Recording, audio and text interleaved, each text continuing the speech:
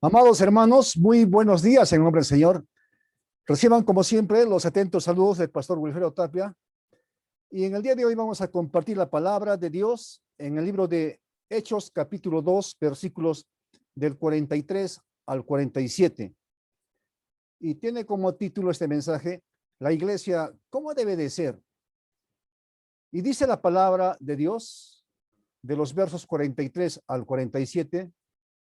Y sobrevino temor a toda persona y muchas maravillas y señales eran hechas por los apóstoles. Todos los que habían creído estaban juntos y tenían en común todas las cosas, y vendían sus propiedades y sus bienes y los repartían a todos según la necesidad de cada uno.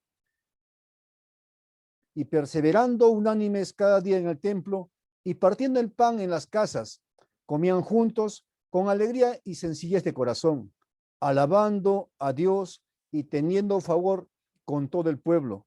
Y el Señor añadía cada día a la iglesia los que habían de ser salvos. La iglesia, ¿cómo debe de ser? ¿Cómo era la vida de los primeros cristianos en la iglesia primitiva? En muchos aspectos, la iglesia contemporánea en estos últimos tiempos se parece más a una gran corporación que a lo que se escribe en el Nuevo Testamento. Incluso los líderes de la iglesia a veces se parecen más a los presidentes y ejecutivos de empresas que a humildes y piadosos pastores.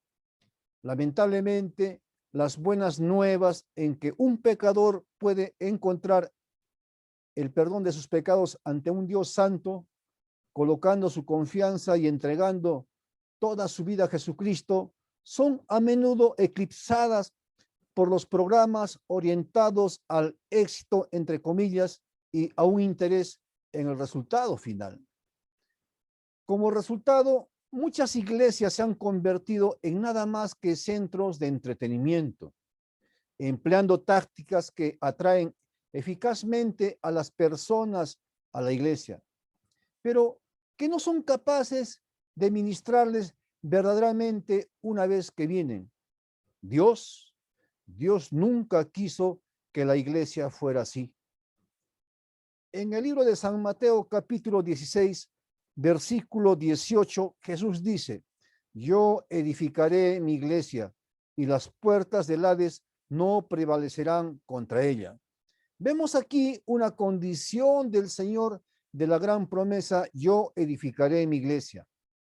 La garantía de Cristo solo es válida cuando Él construye la iglesia a su manera. Cuando Jesús construye la iglesia a su manera. Cuando usted sigue el plan de Dios, puede estar seguro que Él está haciendo el trabajo a través suyo y que nada, ni siquiera las puertas del infierno, pueden detenerlo. ¿Cuál es el plan?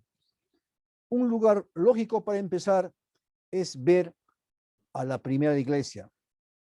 ¿Cómo estaban los primeros cristianos? La iglesia de Jerusalén la vemos claramente como un buen ejemplo. La primera iglesia se formó en el día de Pentecostés, cuando el Espíritu Santo llenó a 120 creyentes que se habían reunido para una reunión de oración. Y dice la palabra de Dios que el Señor añadió a muchas personas en la tarde de ese mismo día.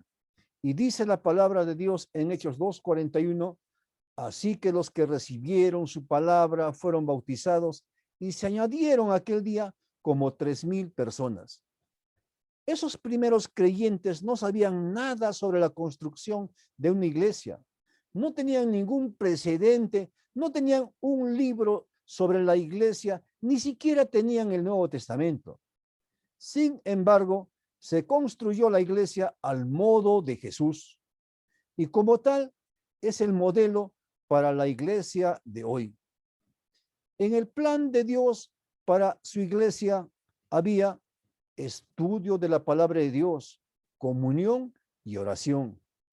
En Hechos 2:42 del pasaje que estamos compartiendo, Dios da y ve el plan que ellos siguieron. Ellos perseveraban en la doctrina de los apóstoles, en la comunión unos con otros, en el partimiento del pan y en las oraciones. Esos son los elementos vitales que conforman la función real y la vida de la iglesia. He aquí un punto de partida obvio.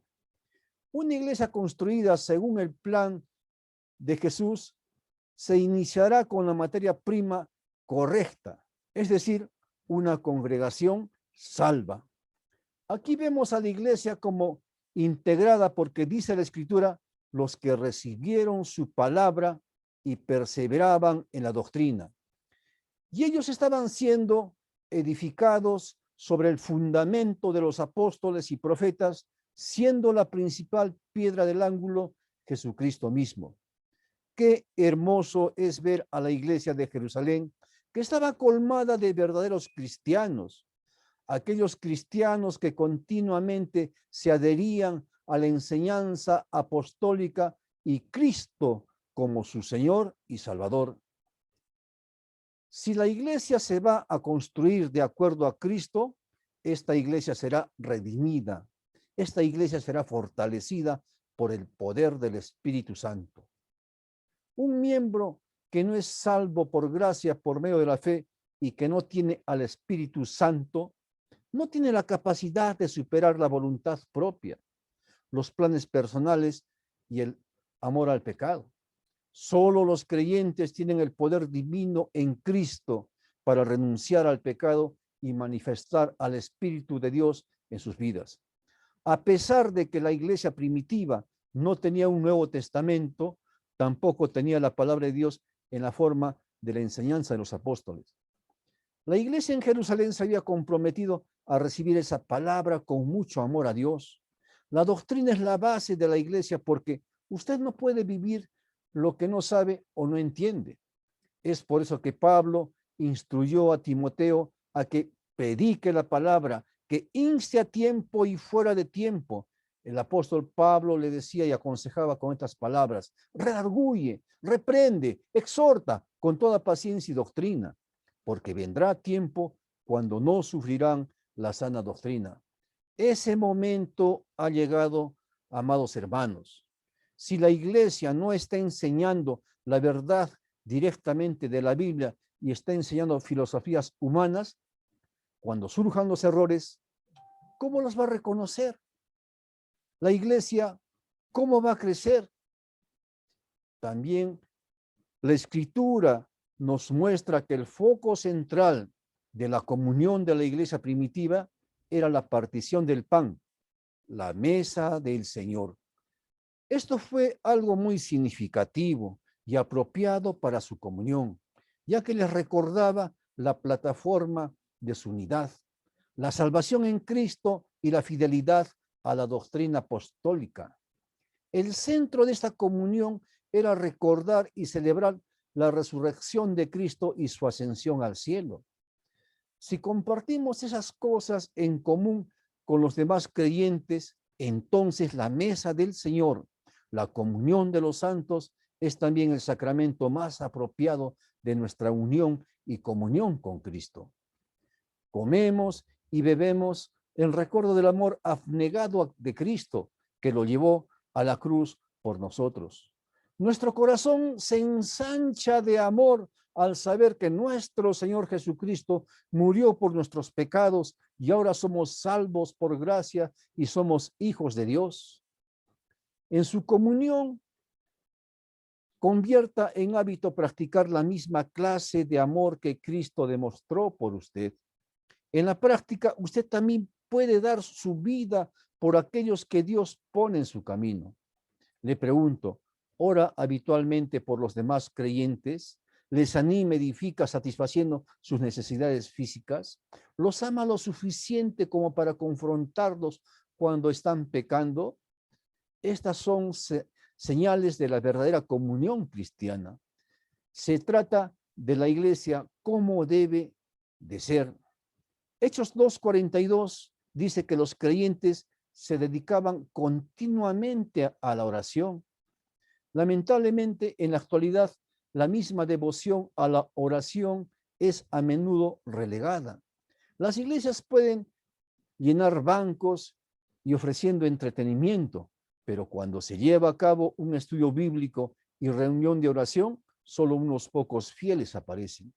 Los primeros cristianos recordaban la promesa del Señor, porque Jesús decía, si algo pidiereis en mi nombre, yo lo haré. ¿Cómo demostraron dependencia del Señor? Los resultados fueron realmente muy asombrosos en esta iglesia de Jerusalén. Todos estaban juntos, es decir, había unidad, había amor, había gozo. ¿Qué sucede cuando los verdaderos creyentes permanecen bajo la enseñanza bíblica en comunión espiritual y con devoción a la oración? Sobreviene el temor a toda persona, como dice la palabra de Dios. Temor, la palabra griega para miedo, habla de un sentimiento de reverencia, un sentimiento de respeto y amor a Dios. Y esto se reserva para ocasiones especiales cuando las personas están maravilladas por algo divino o poderoso que desafía toda explicación humana. En el versículo 43 de este pasaje bíblico dice que sobrevino temor a toda persona porque muchas maravillas y señales eran hechas por los apóstoles. Los milagros y las maravillas de los tiempos apostólicos iba acompañado con la predicación y enseñanza de la palabra de Dios, y el poder de Dios en Cristo era totalmente manifiesto. ¿Qué podría ser más milagroso que dar vida a personas que están muertas en sus delitos y pecados? Dios sana a la gente de sus heridas, restaura hogares y lleva a la gente de la esclavitud del pecado a Cristo. En resumen, Dios transforma vidas. Y en el día de hoy, Dios también quiere transformar su vida si acepta a Cristo Jesús como su Señor y Salvador. Entonces, como podemos ver, cuando la iglesia sigue el plan de Dios, Dios hará cosas maravillosas y de gran alcance en la vida de las personas ante un mundo que observa. La iglesia primitiva estaba colmada de amor, tenían en común todas las cosas. Había propiedad privada en la iglesia primitiva. Los creyentes no vivían en una comunidad, pero nadie poseía el punto de excluir a alguien que tenía una necesidad. Los verbos griegos en el versículo 45 traducidos vendían y repartían muestran que continuamente estaban vendiendo y compartiendo sus recursos según era necesario. Esa clase de amor sacrificial es el resultado de la obra del Señor en los creyentes obedientes que siguen su plan. El Señor bendice a los que trabajan de acuerdo a su plan. Primero, Dios bendice a la iglesia obediente. Dios bendice a la iglesia que le sirve con alegría. Dios bendice a la iglesia que lo alaba. ¿Cómo no sentirse feliz cuando ve a Dios obrando en medio de usted y de su iglesia? ¿Cómo evitar alegrarse cuando ve que Dios usa su iglesia para tener un impacto eterno en el mundo? En segundo lugar, la palabra de Dios en Hechos 2:47 que estamos compartiendo concluye diciendo que el Señor añadía cada día a la iglesia los que habían de ser salvos. Dios quiere ver crecer a su iglesia. Yo sé que usted comparte ese deseo. Mi oración es que dejemos que Dios construya la iglesia a su manera mientras esperamos el regreso de nuestro Señor Jesucristo. Como dice la palabra de Dios, si Jehová no edificare la casa, en vano trabajan los que la edifican. Si Jehová no guardare la ciudad, en vano vela la guardia. Es la palabra de Dios, amados hermanos. Dios los bendiga y muy buenos días.